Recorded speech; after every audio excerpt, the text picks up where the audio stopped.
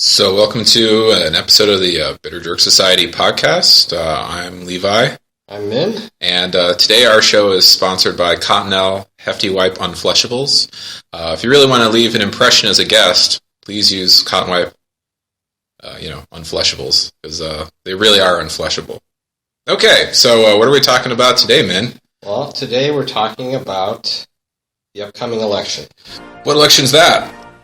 Well, it's the election season, 2016. This year we're voting for our new president. But on top of that, we're also voting for new state senators. The California presidential primary election guide came out a couple months ago, and had a chance to look over it and mull our options. And our options are not good. Well, I mean, we could be living in Nicaragua. Well, there's all this debate about Hillary versus Trump, and whether or not Bernie Sanders has a shot. Some people hope that he has a shot. Those people are Bolsheviks. Ultimately... You have nothing to say to that. Ultimately, the one you vote for is going to be the one that brings the country into a utopian society. And the one you don't vote for, obviously, is the one that would send our country into a fiery cesspool of pain and misery. Some people just want to watch the world burn. Right. So Donald Trump, right? Pretty much. But Hillary Clinton will sell us shares of that world burning vision. If the last 4 years have been any indication, this three-branch system of our government really is true, and they do affect changes and balances, and each of the three are equally powerful enough to screw our country over. Yeah. Which means, while everybody's focusing on the office of the president, there's all those potential senators getting ready to sneak under the radar and stab us in the back. Yeah. So, anyway, in case you're wondering, this is California. We have our primary coming up on June 7th. So we have I believe we have 35 candidates this year for Senate. 35. And because we're informed voters, we decided to actually crack open this thing and read through it. Mind you, it's an actual, it's 31 pages. Yes. 32 if you count the back cover. Right, and then the back cover includes a map to no, it doesn't. It has where the Hamburglar is, and if you solve the word jumble right, you get a free Frosty, which is really strange because that's something from Wendy's. Anyway, I'm not quite really where to start. I just I've actually been really depressed about the past week about America. So if you look at this guide, there's 35 people running. Yes. And of those 35 people, apparently, if you were willing to grease the skids and pay money, you were allowed to put a personal statement in this book, along with a photo and some information. So, there's a handful of these people that kind of fit the cookie-cutter mold of politicians. They have their polished political photo where they're sitting at 3/4 tilt and their heads slightly bent down to kind of show their teeth. And at the same time show that they're somewhat going to be obedient to the people. But with just enough twist in their smile to show that they're empowered individuals ready to make decisions all on their own. Yeah, however, then there's, of the 35, I would say 13 that are just, entertaining for their own sake. Well, they're homely. There's some homely-looking people in here. Well, you can be fugly and be president. Or senator. Yeah, senator. You can be. There's one guy that looks like Tony Soprano. There's one woman looks like she's taking a mug shot. And there's actually a number of people that just don't have any photo. So in case you're wondering, could I run as a senator in California? The answer is yes. What does it take to run for senator? Well, you do need to be... Well, let's be clear. This is United States Senator representing California. This isn't California Senate. Right. So this is actually the federal level. I don't know what it is in the state senate, but honestly, I don't know what the state senate does. So, in case you're wondering, I also looked this up. The internet is an amazing resource, which I perused during my refractory period. And let's see, you have to be at least 30 years of age, U.S. citizen for only 9 years, so you could be born in another country. That's fascinating. As long as that country is America. That's right. So America or America adjacent. And then a resident of California by January 3rd, 2017. So you could actually be running for senator from California and not live here yet. That's funny. That's kind of cool. And then, anyway, there's 2 ways you can do this. So it's kind of like the Freemasons. Either you have to pay a filing fee, and currently that is $3,480, which, in case you're wondering, is somewhere along the lines of 6,100 burritos. And you haven't really been thinking about that. All right. So the way they calculate this is it's 2% of the first year's salary of the office of the United States Senate. So wait. Go over that one more time. Okay, $3,480. That's what you pay. And it's calculated as 2% of what your salary would be if you were a senator. So I have to pay $3,480. Yes. To register to run for Senate. Right. Okay. Or, because that's kind of a lot of money. That is a lot of money. Yeah. I mean, that's like probably what I could sell my Honda Accord for right now if I painted some like flame decals on it. But I'm not going to do that because that is a trusty car. The other thing, in lieu of a filing fee, this is option 2, is if by February 25th, 2016, which already happened, so too bad, if you can get at least 10,000 valid signatures on a petition, you can also do this. My guess is, looking at a number of these candidates, which you can do if you go to the California Secretary of State webpage, is that a lot of people probably went this route. Because I can't imagine... Well, we'll get into why I think that a lot of these people probably did not shell out $3,480. Well, I find it hard to believe that some of these people could get 10,000 signatures that said they were a good option. Okay, so it says valid. Now, who's to say what valid is? Is Thomas the Tank Engine a valid signature? The answer is yes, if all the vowels have little steam clouds coming out of them, like a choo-choo train. So... that's one signature right there. Only 999,000. No, 9,000. 9,999. And that's totally doable. It's Thomas. It's the train, and he finds his track in all of our hearts. Is that the theme song from Thomas the Tank Engine? Are you suggesting that I watch Thomas the Tank Engine? I know you watch Thomas the Tank Engine. I'm a big fan. I'm a big fan of public transportation.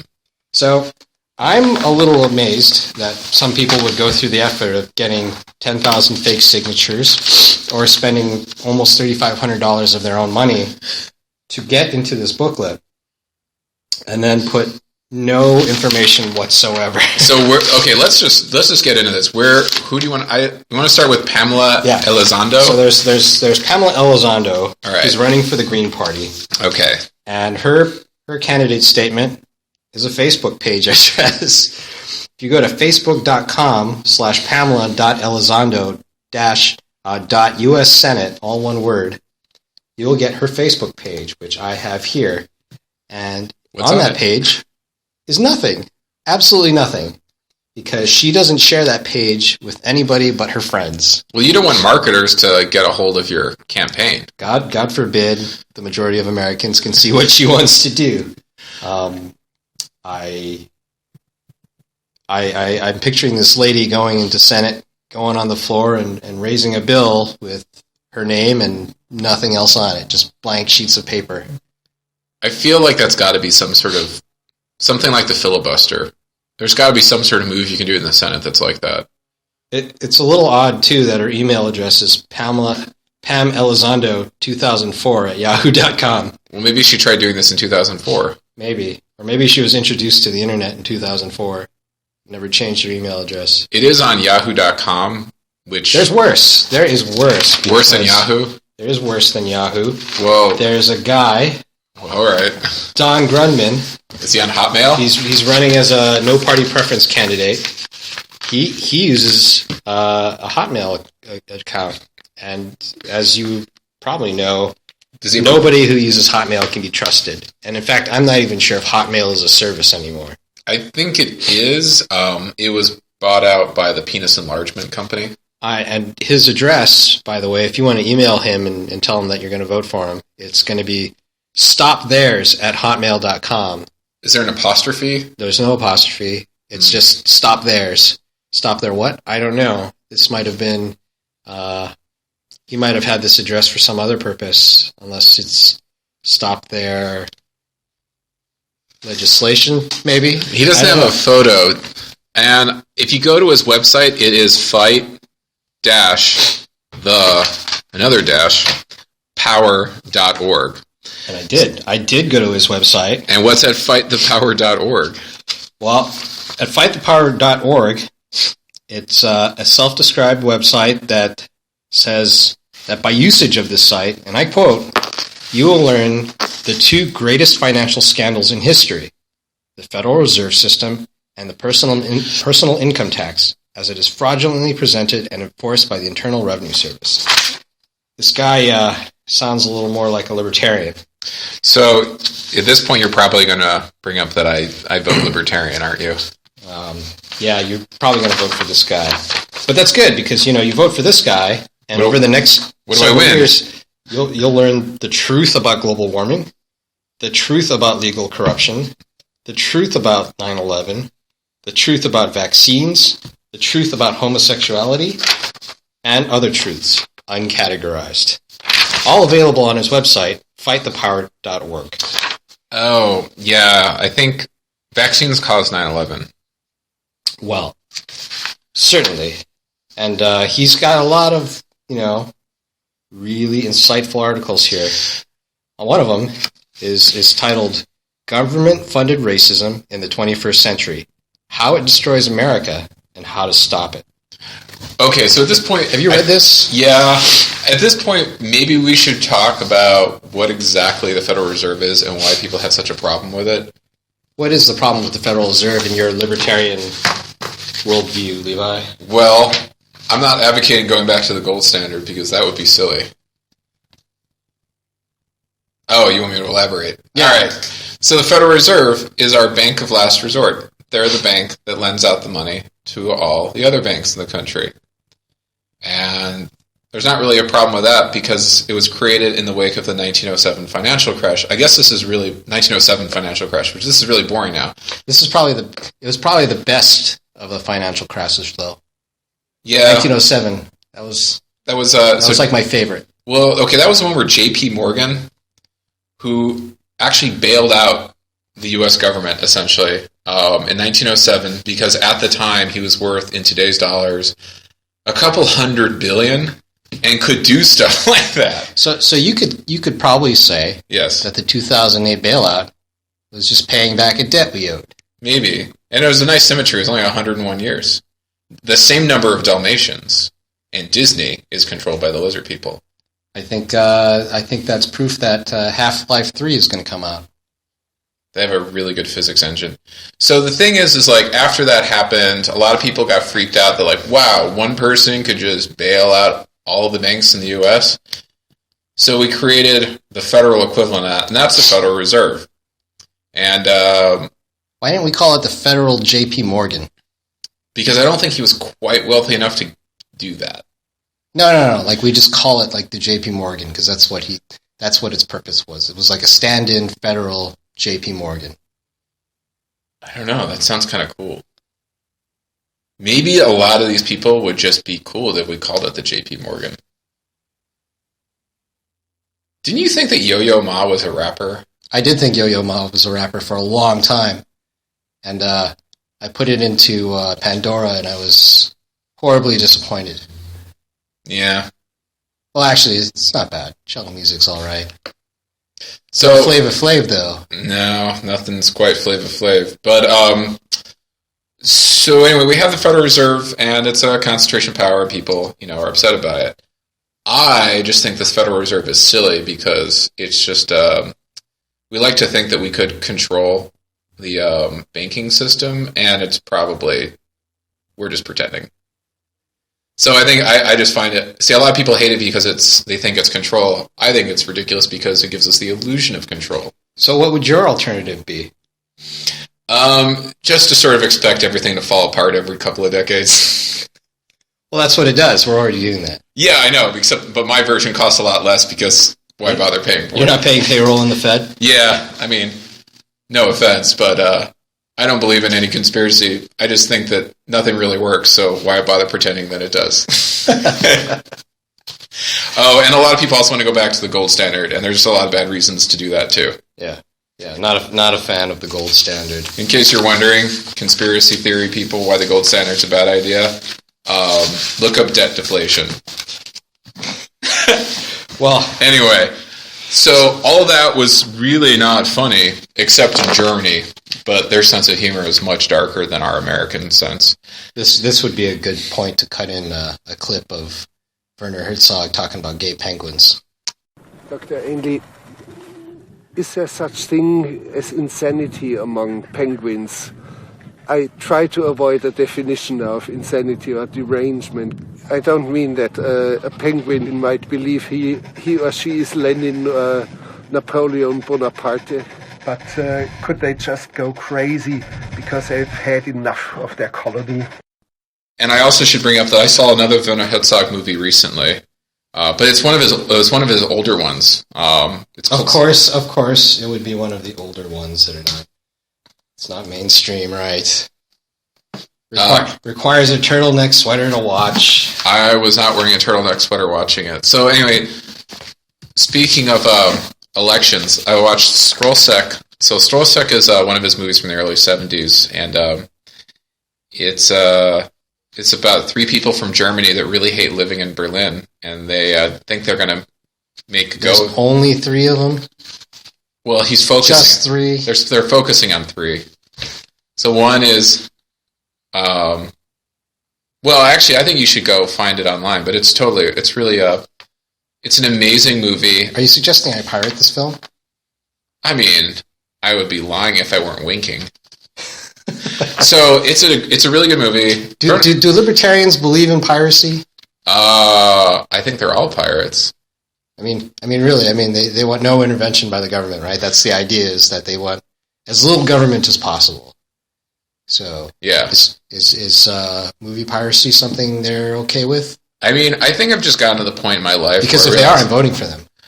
That's the pirate party. That is the pirate party. We should have the pirate party here.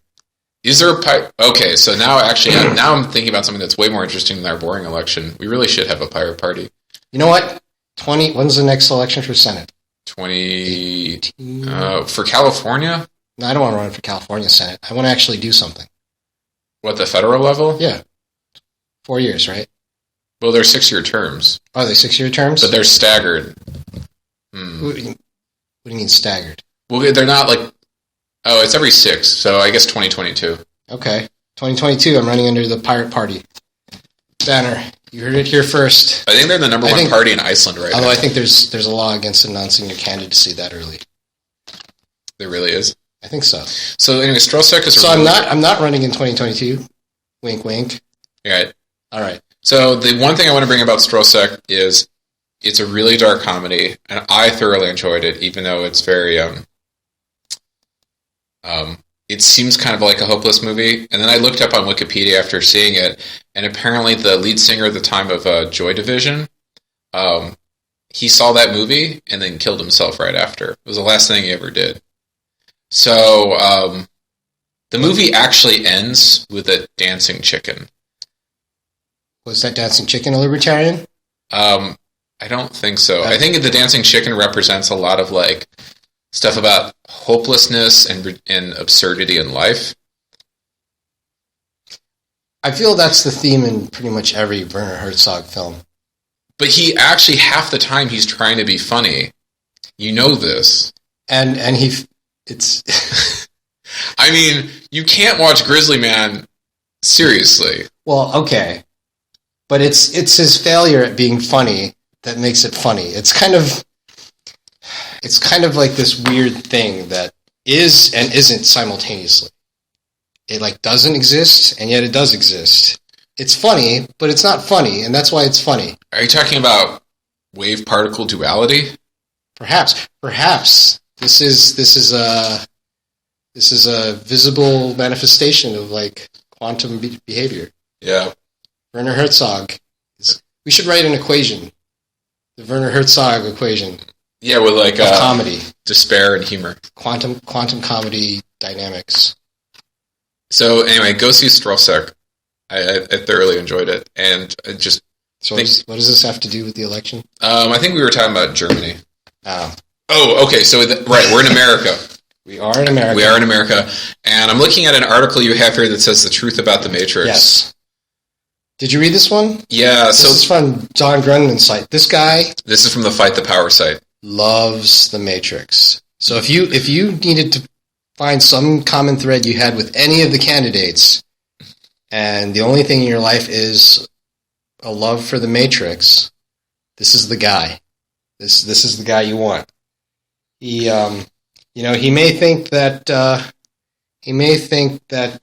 Planned Parenthood is a plan by the eugenics movement to keep down poor people, but he does love the Matrix. So he let me read this introduction. Okay, because this really does it for me. At this moment, I want to greatly encourage you, with my highest recommendation, if you have not yet done so, to go to see the movie entitled The Matrix. In the paragraphs which follow, I may use an analogy or two from the film, and as I don't want to ruin your movie experience by exposing the plot to you, I thus encourage you to stop here, don't read any further, and then come back and visit us after you have had the fun of watching the movie. Loves The Matrix. Loves it. You know who else loves The Matrix? The men's rights subreddit group. There's a men's rights subreddit group? Yeah, that's kind of like one of the vortexes of like hopelessness on Reddit. What rights do we have? I think we can do whatever we want. That sounds nice. That's okay. Apparently, we can't get laid constantly, and that makes them angry. Plus, they also have beards that can't form above their chin. What? Beards that can't form above their chin. Who are you referring to? Why, the neck beards, of course. Oh, God. Come on, you walked right into that. No, I don't understand these neck beards. Okay, so right. A neck beard. Yeah. I know the image. Yes. I know the person. Are they actually just shaving like the front of their beards, or are there people that literally can't grow hair on their chin? I think it's more of a state of mind. Like, well, I know it's a state of mind, but obviously it's a state of mind that it's a state of mind that prevents hair from growing where it should if you really wanted to grow a beard. I don't think the way you think affects your facial hair at all. I mean, I'm thinking that I have a near beard. Is this something you're proposing? Is this something you're proposing to fight with your candidacy? Yeah, I think I feel like I should be able to run with my near beard right now.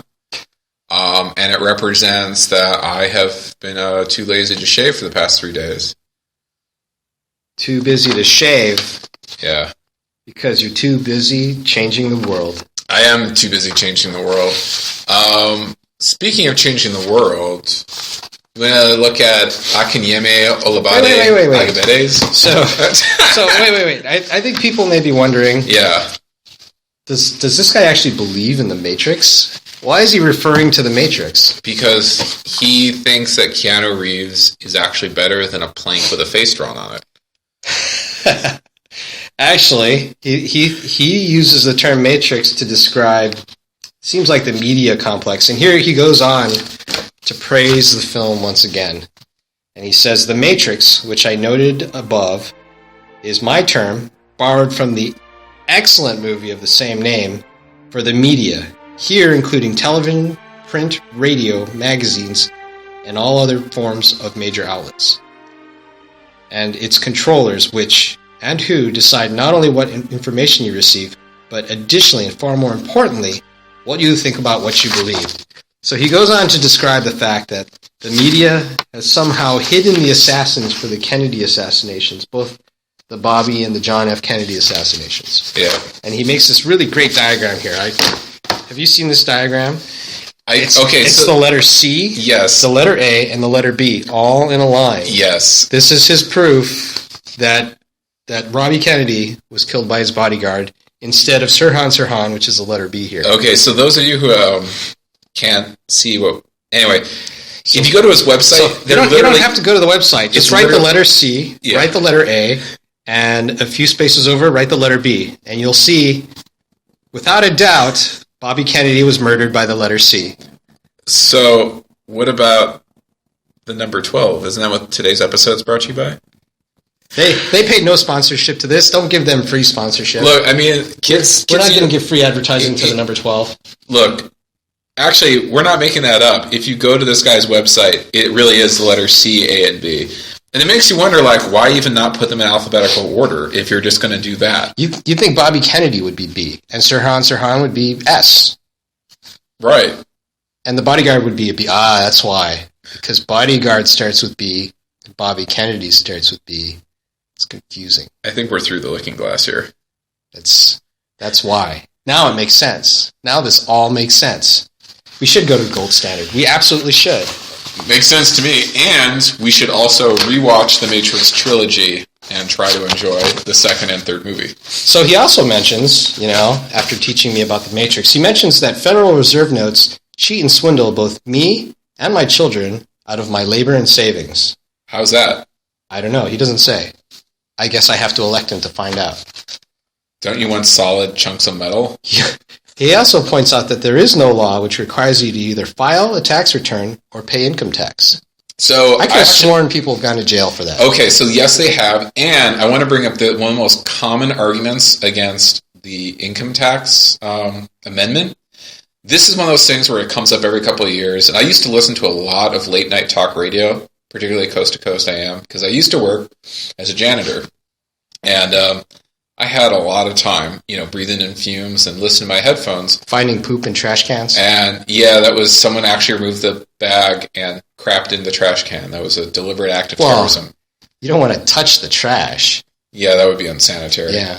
So anyway, I used to listen to a lot of late night radio while dealing with this.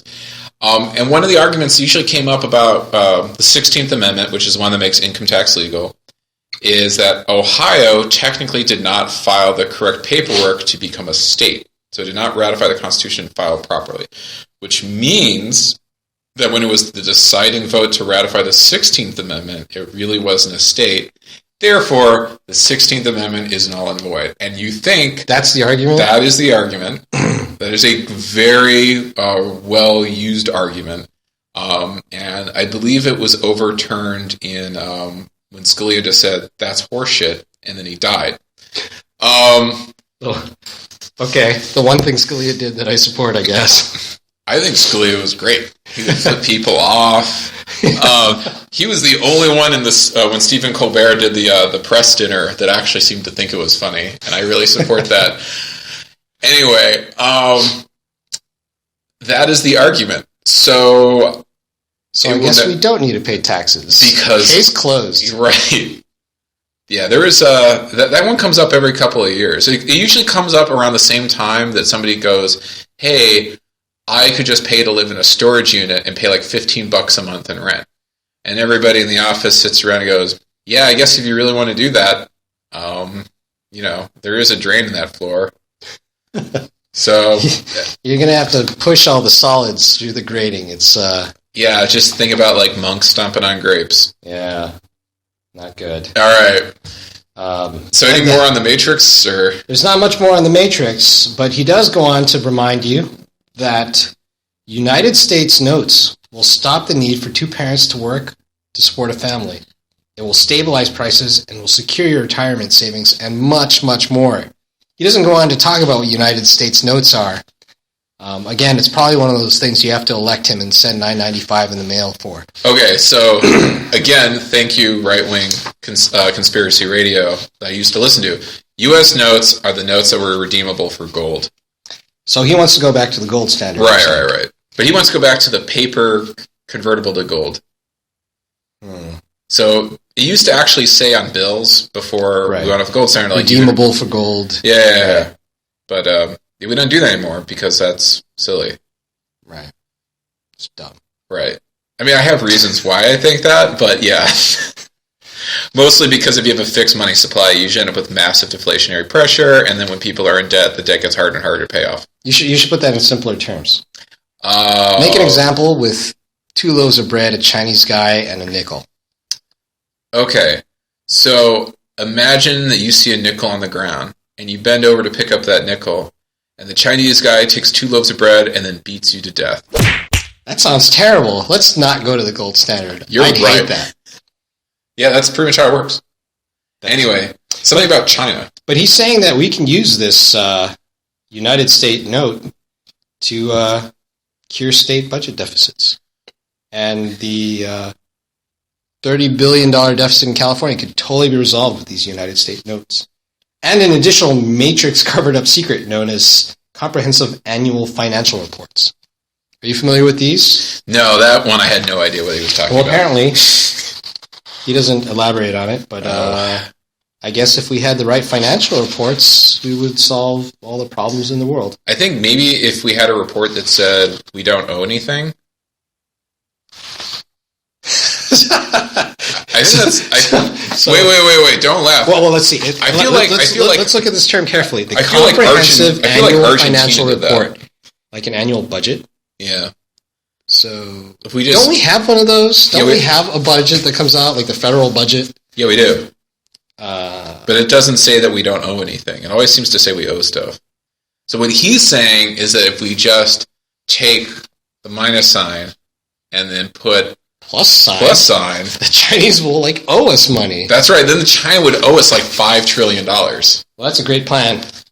So that's a great plan put forward by, I believe this was Don Grundmann. That's Don Grundmann. Don Grundmann, with no party preference. You can find his stuff at fight-thief-power.org. Yep. He's the last man on Earth using a Hotmail account, and he is from San Leandro, California, which I have no clue where that is. That's up in the Bay Area. So...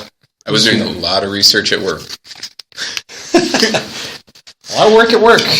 Yeah, so my theory is that we don't need a basic income because we could all just do pretend work at our jobs and get paid anyway. Well, another guy I found interesting during this election is Herb Peters, which is he describes himself as an Andrew Jackson Democrat. Which technically Andrew Jackson was a Democratic Republican. He's a fundamentalist Christian, according to his personal profile at his website, Revival USA. He believes about 2/3 of the populations were Christian prior to the establishment of our new form of government. What that is, he's not clear. I think it's when you go further down, he talks about 118 years ago. I think he's... Well, actually, no, it doesn't really make any sense. As a fundamentalist Christian, he talks a lot about Christianity, obviously, but he does believe in the freedom of religion. But he believes that the government violates the Constitution if it defines morals and punishes any person for acting against those ill-defined government morals. I'm not sure what he's referring to here. He doesn't go on to say. What do you suppose he's talking about? I think he's very sexually frustrated by Britney Spears. So he was a farmer's son, born on the farm. As most farmer sons are. Worked for the FAA as an aerospace engineer. The FAA has aerospace engineers? I guess so. Oh. He sought the office of U.S. Representative during 8 election cycles, starting October 1999. So he's been doing this pretty much nonstop. For 17 years. Yeah. One was a special election. I think that was for the... Oh, was it during the recall for Schwarzenegger and all that? But they didn't recall... It wasn't... I thought it was Gray. Yeah, well, Gray was recalled and we brought in Schwarzenegger, but... But they didn't recall the representative, did they? No, but... Maybe we just decided to, have another election, too. Okay. I don't know. 6 elections in California as a Libertarian, and 1 in Nevada as a Republican, and the last as a Democrat. And the primary for Nevada is CD1, whatever that is. Congressional District. So he's kind of politically promiscuous. He's just kind of going wherever he can get some action, apparently. Yeah, he really just, wants Britney Spears' approval.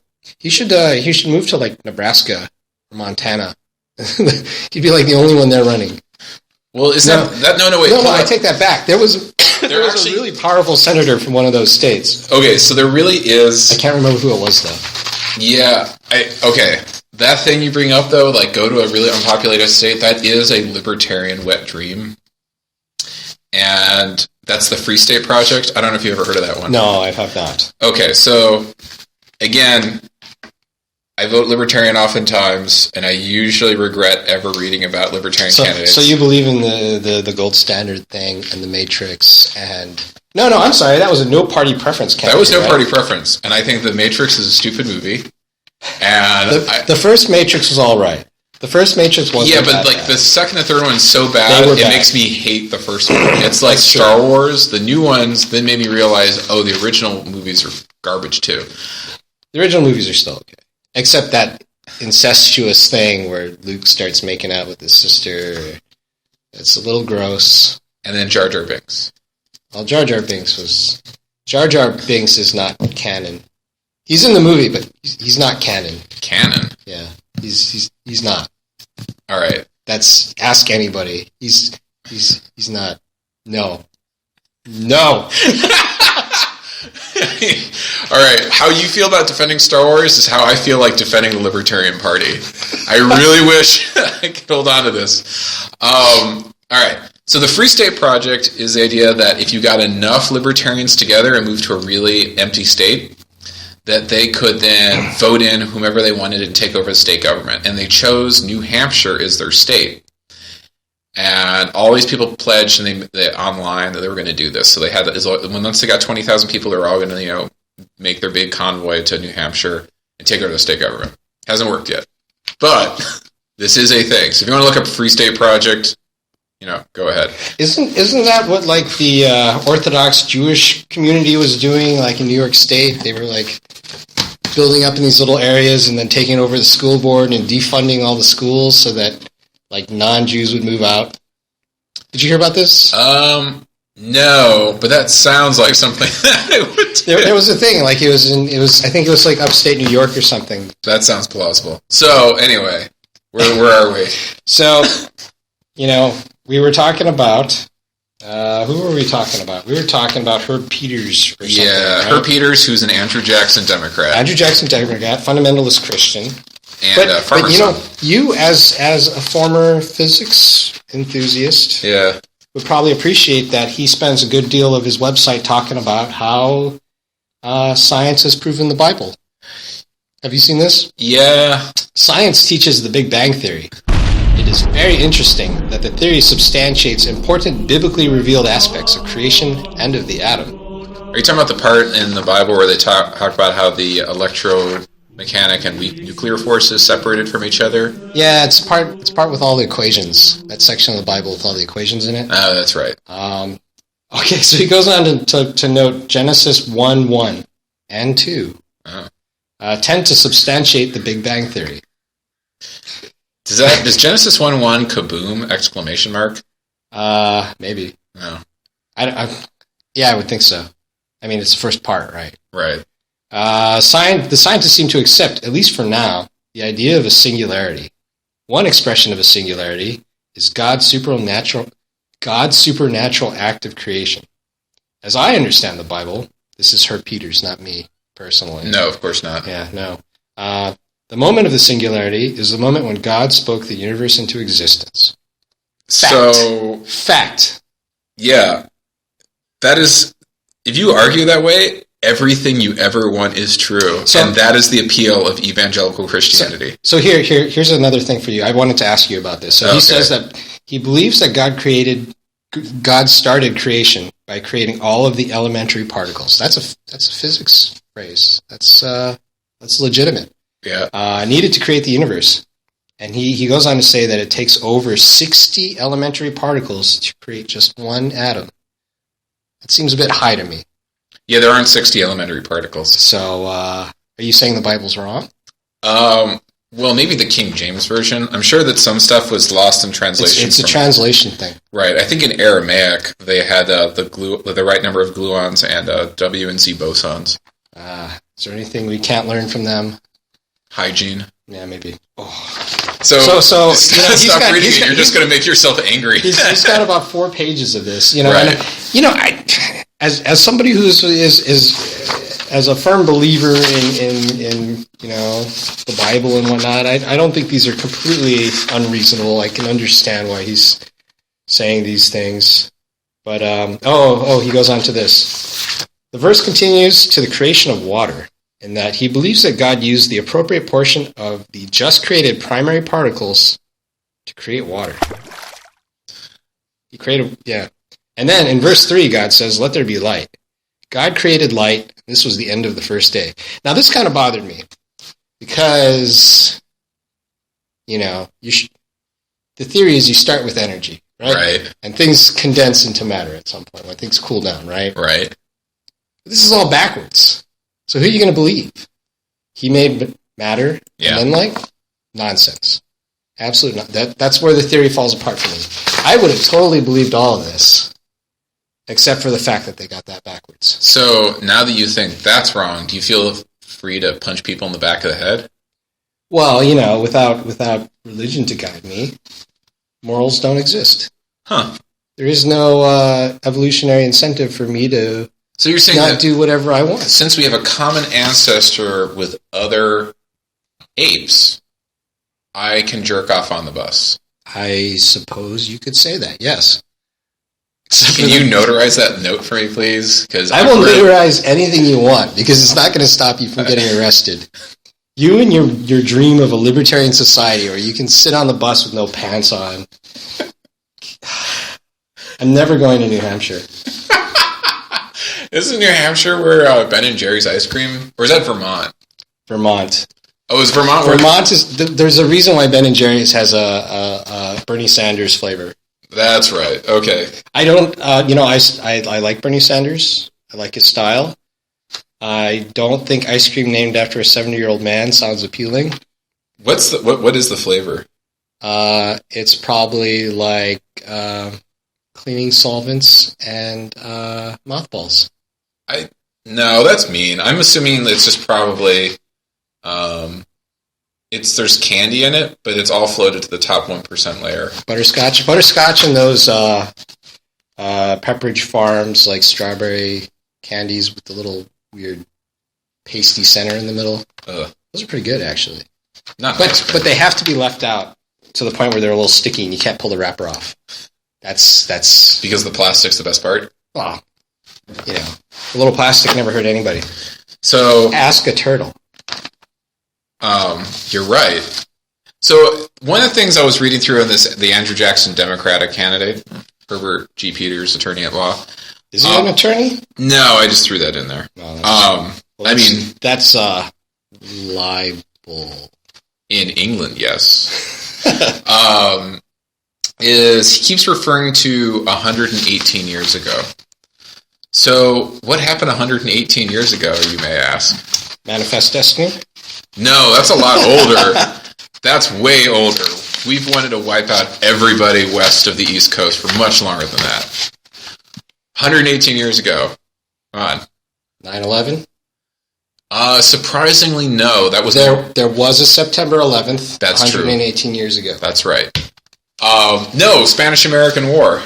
So is he? I looked it up. Are you saying Herbert Peters wants to go to war with Spain? No, I think he's just. You think he wants us to go back and take the Philippines again? I think. Oh God. No. They make a mean lechon. Is that the spaghetti with the ketchup on it? No, that's one thing we could do less with.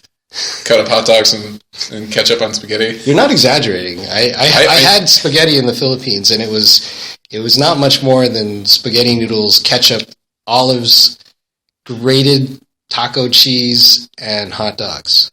And it was called the Pinoy Special, and there was nothing special about it. I didn't know they had olives. That was olives.